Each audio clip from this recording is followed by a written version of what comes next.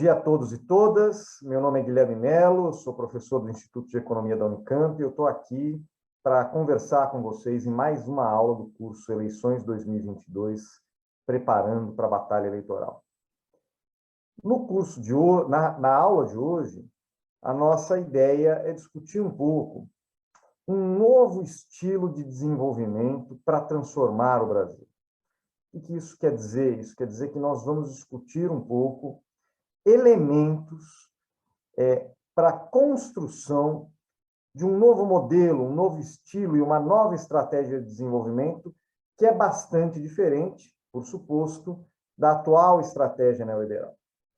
Então, eu queria começar a aula de hoje tratando um pouco de um conceito que é bastante disseminado, mas pouco compreendido no debate econômico, que é o próprio conceito de desenvolvimento, né? O que é desenvolvimento? Bom, esse conceito, ele, como a maioria dos conceitos no campo da economia, ele pode sofrer até alterações, mudanças com o tempo, né? O que era considerado, por exemplo, desenvolvimento há um século atrás, não é exatamente o que se considera desenvolvimento hoje. No entanto, para simplificar esse debate, eu vou sugerir uma definição bastante prática, que é: desenvolvimento é a mudança progressiva na estrutura social e na estrutura produtiva. Então, um processo de desenvolvimento é marcado por transformações sociais e transformações produtivas, que eu estou chamando aqui de progressivas, porque, obviamente, nós bem sabemos que você pode ter transformações regressivas, com deterioração dos indicadores sociais, deterioração da estrutura produtiva. Não é disso que nós estamos falando. O processo de desenvolvimento é uma transformação progressiva, uma melhora nesses indicadores, certo? E, obviamente, há uma relação entre essas duas estruturas. Quando a estrutura social melhora, você melhora a renda, o salário das pessoas, e isso altera o que nós chamamos da estrutura da demanda dessa economia. Mas não só. Também quando você muda fatores de oferta, por exemplo, melhorias no campo educacional, melhorias no treinamento da mão de obra, você também dialoga com uma melhoria progressiva da estrutura produtiva. E, dentro dessa definição que eu estou falando de desenvolvimento, existem uma série de temas que são transversais, ou seja, dialogam com todas as esferas do desenvolvimento que nós vamos pensar. E dentre esses temas transversais, eu daria ênfase para o tema das desigualdades, a desigualdade de gênero, a desigualdade de raça e uma série de outras desigualdades regionais que nós encontramos na economia brasileira, nas economias nacionais, e também daria ênfase para o tema ambiental. Obviamente, o tema ambiental é um tema que ganhou muita força nos últimos anos, nas últimas décadas, e esse, por exemplo, é um tema que, se você olhasse um século atrás, ele era bem menos, um século ou mesmo 50 anos atrás, ele era bem menos enfatizado, bem menos central no conceito de desenvolvimento do que é hoje. Hoje em dia, é impossível você pensar desenvolvimento se você não pensar a questão da sustentabilidade, a questão da inclusão social. Então, definido o que é desenvolvimento, eu queria falar um pouco desse conceito de estilos e estratégias de desenvolvimento. O que eu estou chamando aqui de estilo de desenvolvimento? Esse conceito é um conceito que aparece na literatura econômica, em particular num economista estruturalista muito importante da América Latina, chamado Aníbal Pinto, né? E ele diz respeito a responder algumas questões, que são questões decisivas quando nós estamos falando em desenvolvimento. Primeira questão, olhando do ponto de vista do que eu chamaria de estrutura produtiva. O que, para quem e como produzir? Então, o país ele precisa se perguntar isso: o que eu quero produzir? Para quem eu quero produzir? E como eu vou produzir? Como eu vou organizar a minha sociedade para produzir os bens e serviços que eu acho que são importantes, que são essenciais na construção da minha estrutura produtiva. E também um segundo conjunto de questões que diz muito respeito à estrutura social, né, que é como será distribuído o resultado desse esforço produtivo. Então, um estilo de desenvolvimento, ele busca responder ambas as questões. O que, para quem e como produzir e como distribuir a produção. Veja, eu estou aqui diferenciando o estilo, o conceito de estilo de desenvolvimento do conceito de estratégia de desenvolvimento. O conceito de estratégia de desenvolvimento não é claro na literatura econômica, existem vários autores que usam eles de formas bastante distintas, alguns, inclusive, como sinônimo de estilo de desenvolvimento, mas eu estou considerando aqui que a estratégia de desenvolvimento, na verdade, é uma combinação de diferentes instrumentos, de diferentes políticas públicas, o que inclui, evidentemente, a política econômica, voltados para a promoção de um determinado estilo de desenvolvimento. Então, primeiro eu defino qual é o meu estilo e depois vou pensar nos instrumentos, nas políticas que eu vou construir para promover esse estilo, né? Vamos pegar aqui exemplos concretos para diferenciar estratégia e estilo de desenvolvimento. Por exemplo, na literatura econômica, geralmente, os economistas caracterizam longos períodos como se eles fossem uma coisa única, né? Vamos pegar o caso aqui do que ficou conhecido como nacional desenvolvimentismo, né? É um período que engloba aí, desde o primeiro governo Vargas, ali nos anos 30, até o final dos anos 70, final do regime militar, né? Obviamente, nesses 50 anos, você teve muitas mudanças de orientação, mas você teve algumas características que fazem com que as pessoas unifiquem esse período e o chamem todo esse período de nacional desenvolvimentistas. Quais são essas características? Por exemplo, ele é o período da industrialização brasileira, então existe um esforço em pró, né, da industrialização. Ele é um período da constituição do mercado interno, da urbanização do Brasil. Ele é um período marcado pela adoção, importação, digamos assim, de padrões tecnológicos típicos dos países desenvolvidos, em particular aqueles típicos do que nós chamamos de segunda revolução industrial, a siderurgia, a metalurgia, etc., etc. Ele é um período de formação dos grandes grupos empresariais nacionais e da entrada no Brasil das grandes empresas multinacionais, né? Ou seja, do ponto de vista da estrutura produtiva, ele parece ter uma certa continuidade, né, no sentido da industrialização, né, no sentido dos ganhos de produtividade advindos desse processo de industrialização e urbanização. No entanto, quando você olha para o ponto de vista distributivo, ou seja, quando você tenta responder à questão como será distribuído os resultados, os frutos do processo de industrialização, do processo de progressivo avanço na estrutura produtiva, você percebe que há diferenças de estilo de desenvolvimento nesse longo período, né? Por exemplo, o governo Vargas, até o governo Juscelino, eles são marcados pelo que ficou conhecido como o trabalhismo, né? Então, você tem um processo de crescimento econômico, de industrialização, concomitantemente a um processo de ganhos salariais e uma construção de alguns elementos de direitos dos trabalhadores, do movimento sindical, né, que distribuem um pouco melhor os resultados desse esforço industrializante. Enquanto no regime militar, você vê o oposto, você vê uma aceleração do processo de industrialização, no entanto, marcado pelo arroxo salarial, né, pela perda de direitos sociais, pela deterioração dos indicadores sociais, ou seja, uma piora na distribuição de renda, né? Então, esse é um exemplo de como um grande período, né, que nós consideramos único, na verdade, comporta diferentes estilos de desenvolvimento. e dentro de cada um desses estilos, diferentes estratégias. Por exemplo, a estratégia do governo Vargas era a valorização do salário mínimo, era a valorização dos direitos trabalhistas, né? Era a construção de um mercado doméstico a partir da formação de um proletariado urbano, né?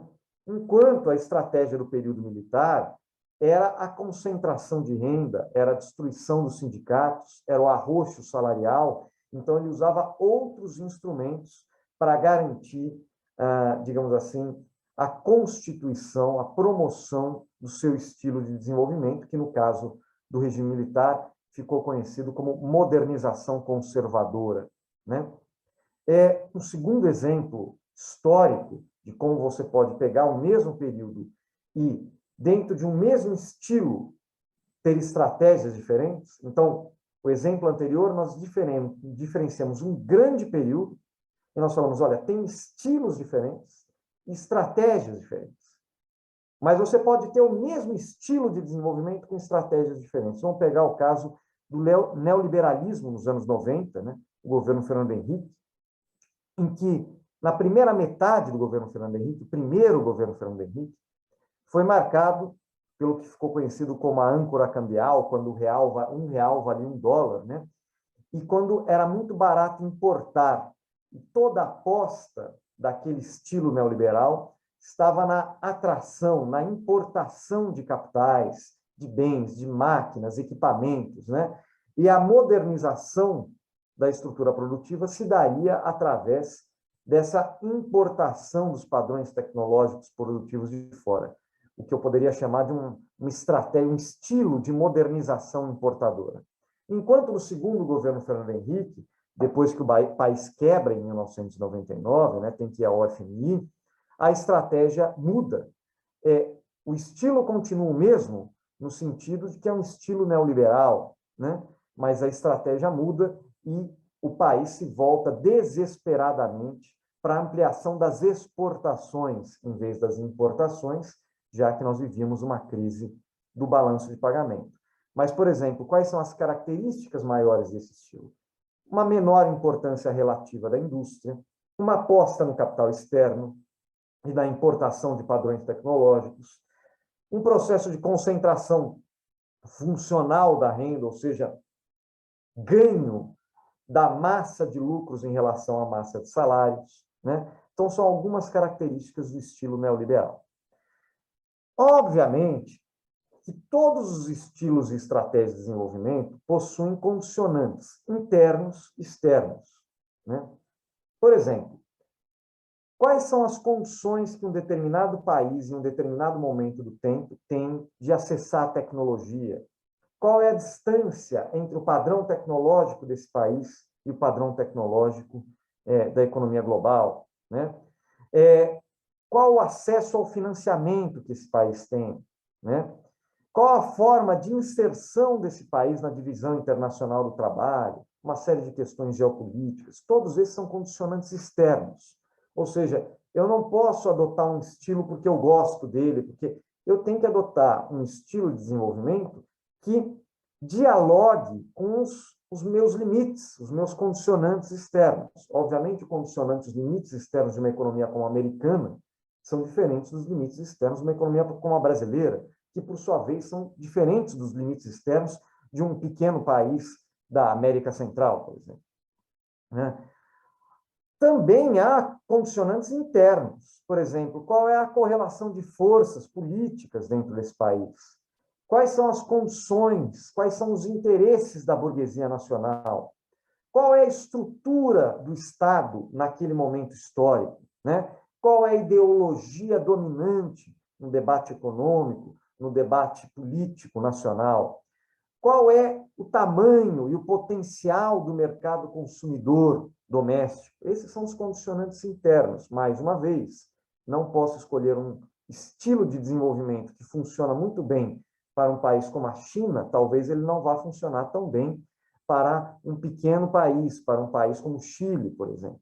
São estilos, os condicionantes internos e externos limitam a adoção de diferentes estilos de desenvolvimento pelos diferentes países. né? Ah, o que nós temos como ponto de partida, no caso brasileiro, especificamente?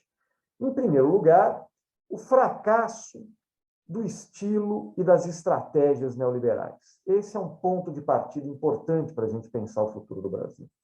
Isso a gente verificou na década de 90, quando, apesar de você conseguir estabilizar a inflação, você não consegue gerar emprego, não consegue gerar renda, o país estava extremamente vulnerável do ponto de vista externo, uma dívida externa muito grande, você não conseguiu modernizar a estrutura produtiva, ao contrário, você passou por um forte processo de desindustrialização, né? As condições de distribuição de renda não avançaram, ou seja, já na década de 90, o estilo neoliberal e suas diferentes estratégias, seja a modernização importadora do primeiro governo Fernando Henrique, seja a estratégia exportadora do segundo governo Fernando Henrique, fracassaram. Novamente, depois do golpe de 2016, a estratégia neoliberal fracassa no Brasil, né?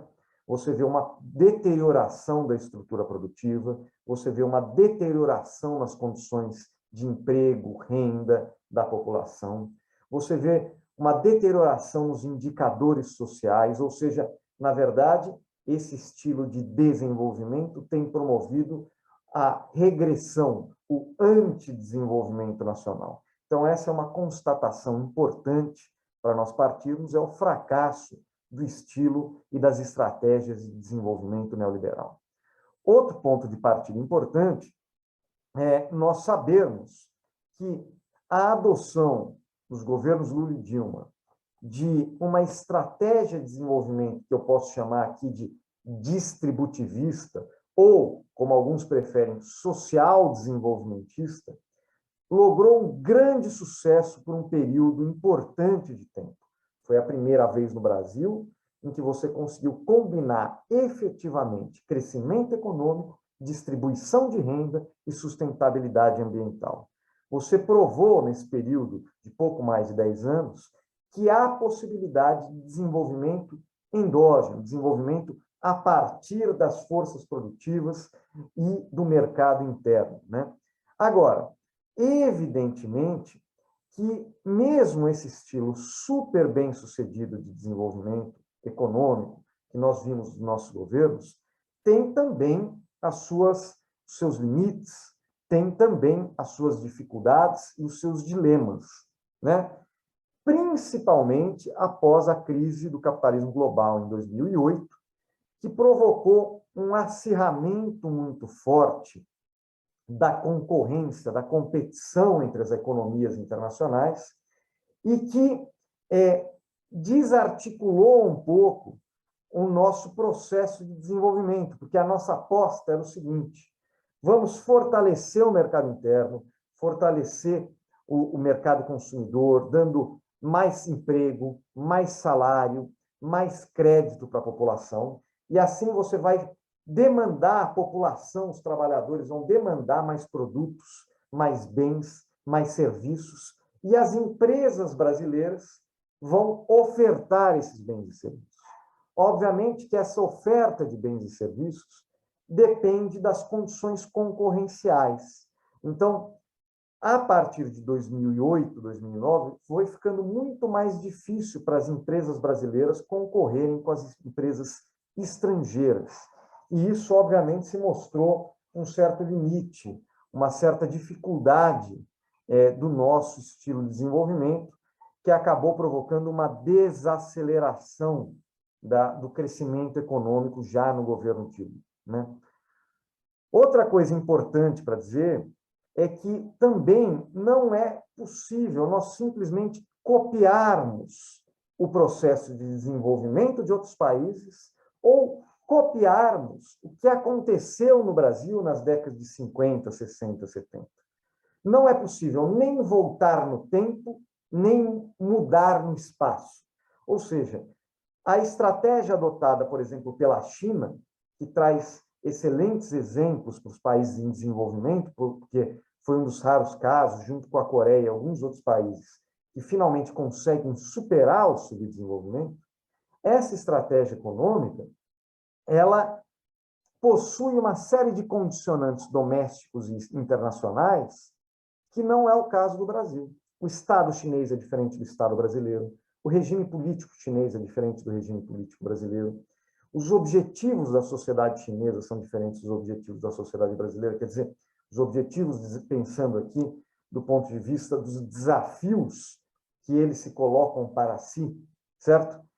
Então, não é possível simplesmente copiar, apesar que é possível adotar alguns bons exemplos, algumas boas estratégias que eles adotaram, é possível nós nos inspirarmos nisso. Mas nós precisamos de um modelo, de um estilo de desenvolvimento tipicamente brasileiro, que dialogue com os nossos condicionantes e com as nossas potencialidades. Ao mesmo tempo, não é possível voltar no tempo. Não é possível pensar em um retorno ao nacional desenvolvimentismo, porque o mundo mudou, o Brasil mudou, a sociedade brasileira mudou, e mais do que isso, o padrão tecnológico mudou. Os desafios do futuro são outros em relação à década de 50 e 60. Então, partindo desses pressupostos, nós temos que começar a pensar a adoção de um novo estilo de desenvolvimento. Um novo estilo e uma nova estratégia de desenvolvimento que dialoguem com o Brasil atual e com o Brasil que queremos no futuro. E é isso que nós estamos querendo elaborar e construir no Plano de Reconstrução e Transformação do Brasil, que foi publicado em 2020 pela Fundação Perseu Abramo e que agora está sendo aprofundado e detalhado em várias de suas dimensões.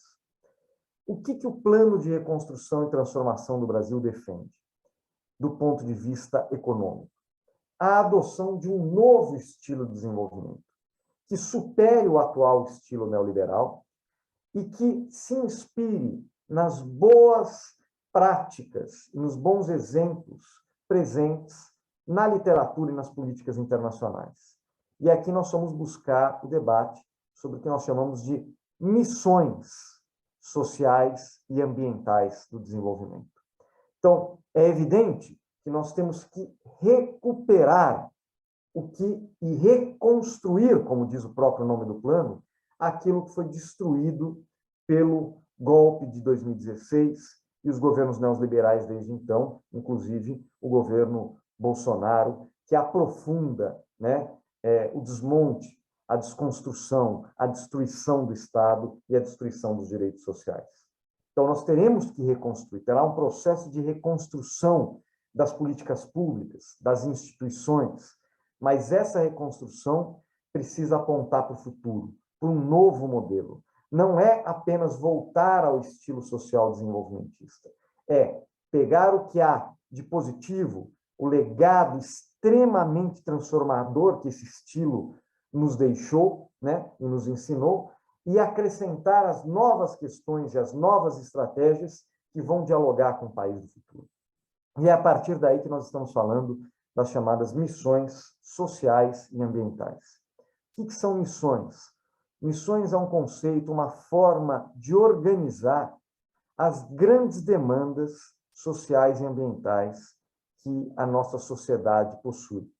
Então, ao mesmo tempo que as políticas públicas precisam retomar o que nós chamamos de frentes de expansão, em particular, a frente, o principal motor da economia, a principal frente de expansão da economia, que é o mercado interno, que é o mercado de consumo, que é o circuito da renda, do emprego, do crédito, de garantir que as pessoas tenham renda suficiente do seu trabalho, de transferências, para viver com dignidade, de maneira cidadã. Então, a retomada dessa frente de expansão é fundamental, mas o processo de transformação da economia vai depender de nós atendermos às demandas sociais e às demandas ambientais que o país possui hoje de forma inovadora.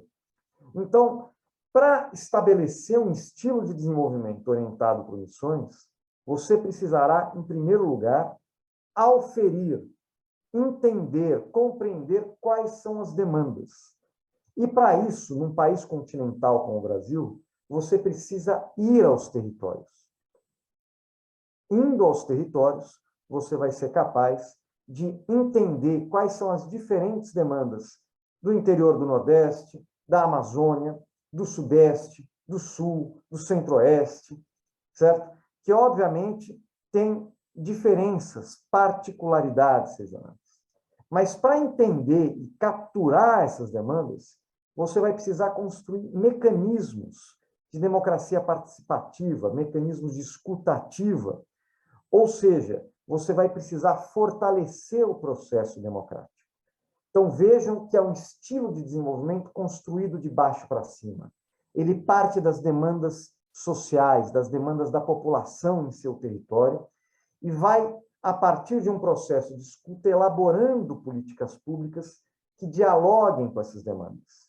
E vai organizando essas políticas públicas através de grandes missões: acabar com a fome, ampliar o saneamento, promover a proteção dos biomas, o reflorestamento, a inclusão tecnológica, a melhoria na educação. Bom, você pode estabelecer uma série de missões, com prazos, com metas para cada uma dessas missões. E entender quais são os instrumentos e as políticas públicas mais adequadas para alcançar, para cumprir cada uma dessas missões. Ou seja, ao invés de organizar a estratégia de desenvolvimento a partir da ideia de algum tecnocrata, ou ao invés de organizar a estratégia de desenvolvimento a partir dos interesses do capital, eu vou organizar a minha estratégia e o meu estilo de desenvolvimento a partir das demandas da minha sociedade. E usar essas demandas não como um problema, mas como uma solução para a transformação do país. Inclusive a transformação tecnológica, a transformação na estrutura produtiva. Vamos pegar aqui um caso concreto, o complexo industrial na área da saúde.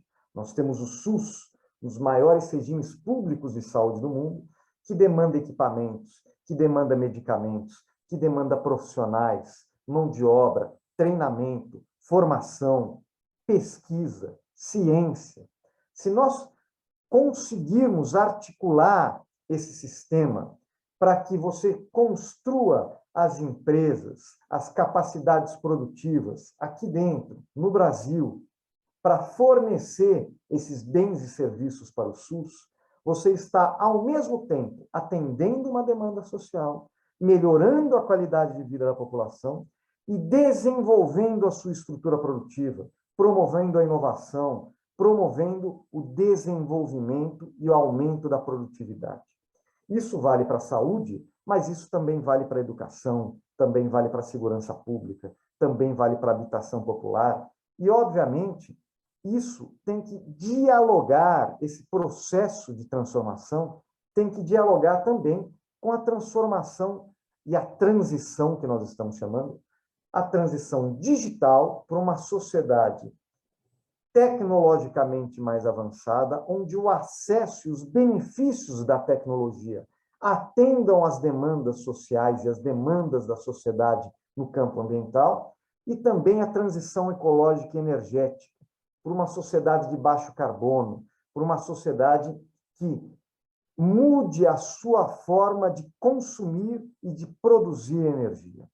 Então, o que nós estamos propondo no plano de transformação, de reconstrução e transformação do Brasil, é um novo estilo de desenvolvimento que parte de baixo para cima, fortalece a democracia, porque fortalece a participação popular, atende às demandas da sociedade e não prioriza as demandas do capital. Obviamente, o capital vai poder se desenvolver e se beneficiar com esse processo graças à ampliação do mercado, graças à ampliação das capacidades produtivas, da tecnologia, mas você parte das demandas da sociedade e você reconstrói também o pacto federativo, porque você vai fazer isso indo aos territórios, ouvindo os prefeitos, os governadores, a população local, e não a partir de Brasília, como se fosse uma política única para todo o país.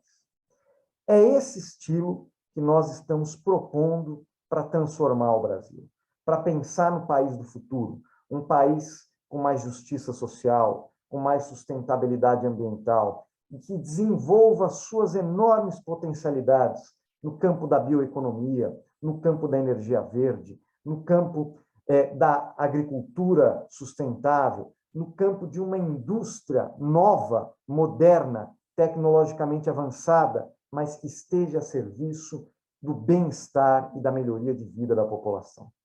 A partir desse estilo, nós temos que desenvolver políticas públicas, estratégias, políticas macroeconômicas, políticas de comércio internacional que dialoguem, que fortaleçam, que promovam esse estilo de desenvolvimento.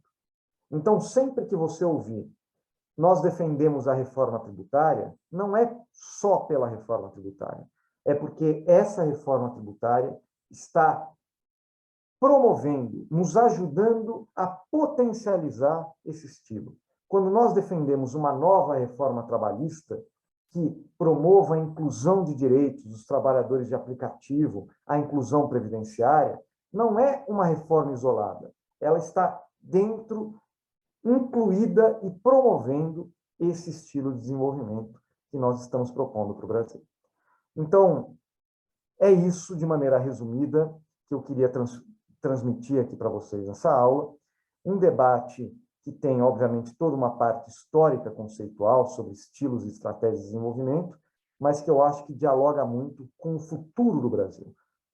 Sempre que alguém falar que o PT ou a candidatura de Lula não tem uma proposta, fique tranquilo, porque no programa, no plano de reconstrução e transformação do Brasil e no programa de governo, estará muito claro que não só temos uma proposta, nós temos a melhor proposta, baseada no que nós já fizemos e no que nós poderemos fazer de novo para o futuro, com uma clareza muito grande de propósitos, de objetivos, a partir de um novo estilo de desenvolvimento. É isso, muito obrigado e até a próxima.